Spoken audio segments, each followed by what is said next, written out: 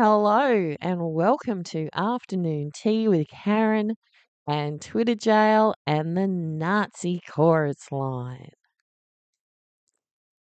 I needed a break from these guys doing the stuff I suggested they might do and went on to Twitter for a bit. And then this soft boy called Alex posted something about Karens and included Lisa Wilkinson.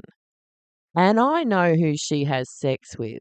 So I ended up in Twitter jail for a week because you're not allowed to things I probably shouldn't say on YouTube. So this guy flew from one state to another. He's not on any visa that suggests he intended on staying in the country, and as if he didn't know the conditions of his visa. If he's smart enough to be engineer, he's smart enough to read his instruction book.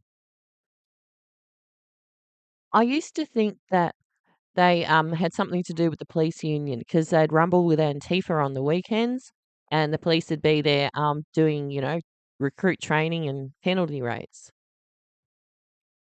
But now I've lost count of how many laws have been changed just from them showing up.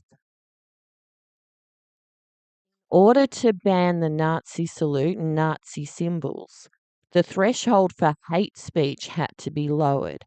And now you have to say a man is a woman if she says so. Anyway, here's a couple of minutes of stuff I'm going to put in a playlist. First tonight, it is time to go home. That's the edict from Home Affairs Minister Tony Burke after he declared one of the men who took part in a neo-Nazi rally outside the New South Wales Parliament will be kicked out of the country.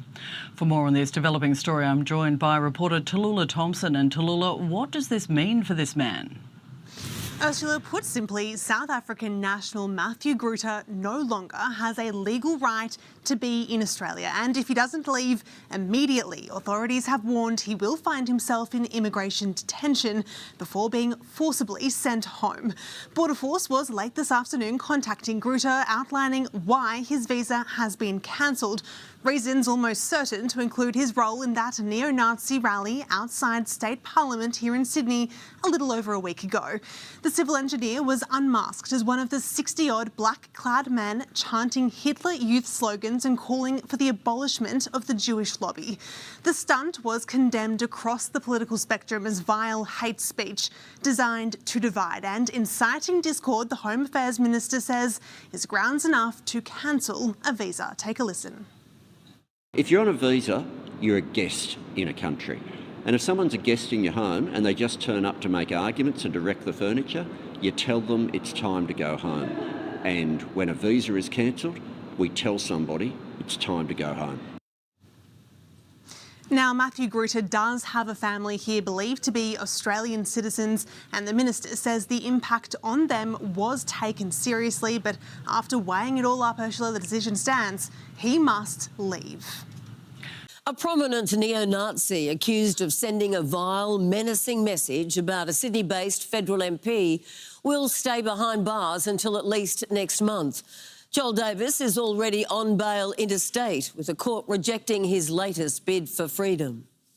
Tasked with protecting national security, a specialist police squad swoop, arresting neo-Nazi Joel Davis outside a Bondi cafe. The 30-year-old in the crosshairs of the AFP, accused of encouraging abusive and hateful messages towards Wentworth MP Allegra Spender, who condemned an offensive rally outside New South Wales State Parliament, attended by Joel Davis. The AFP supports freedom of speech and political expression. Threats and harassment will not be tolerated. Davis is accused of telling supporters online to rhetorically rape the federal politician. She immediately took action. I find that unsettling, but it has been passed on to the police and it's really now in their hands. In court today, it was revealed Joel Davis is about to become a father. His partner's due date was yesterday when the 30-year-old was arrested. Davis, who is already on bail for a separate matter in South Australia,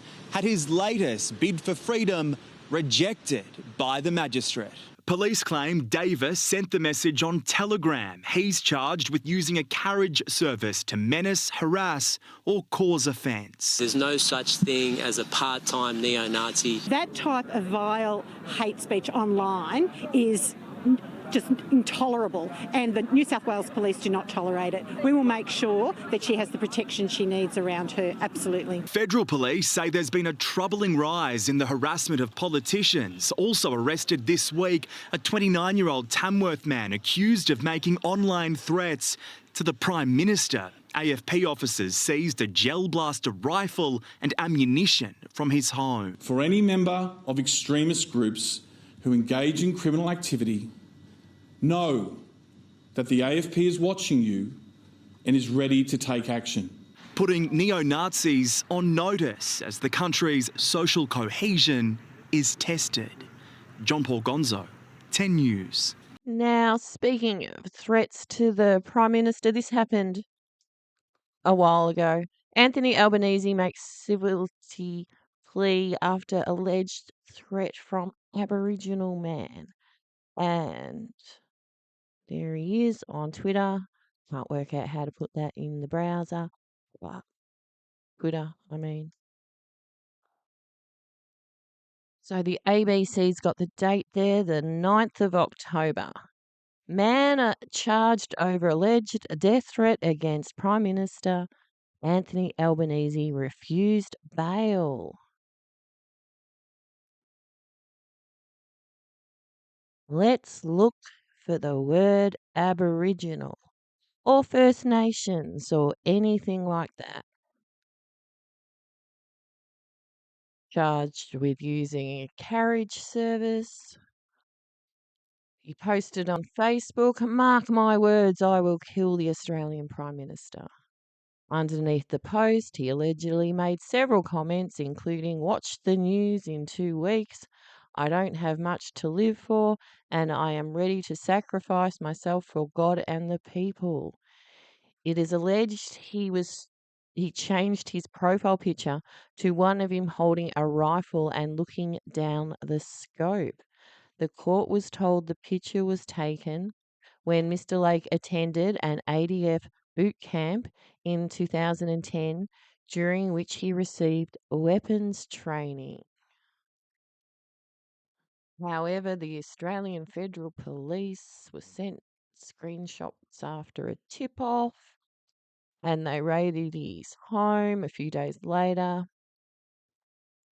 The court heard the 40-year-old told the police his arrest he'd been drinking when he made the post and feeling angry, depressed, and anxious. You just got to associate Lisa Wilkinson with my name. Anyway, he punched a man in the face. Drunken man on the internet, damaged. Yeah. I wonder what would have happened if instead of pointing a shotgun, he posted a picture of him pointing a bone. Anyway, that'll do. Twitter jail, I don't actually care about. I spend months off Twitter. I only go on there when I want to look at things now and again. Yeah, just need to not, yeah, get in trouble. Anyway, that'll do. See you later. Bye.